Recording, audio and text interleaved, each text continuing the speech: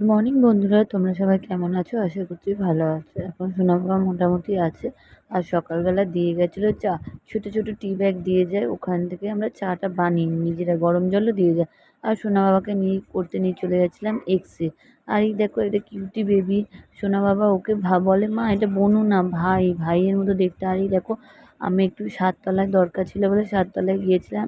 ওখান থেকে নিচের ভিউটা এত সুন্দর লাগছে বলার মতো না।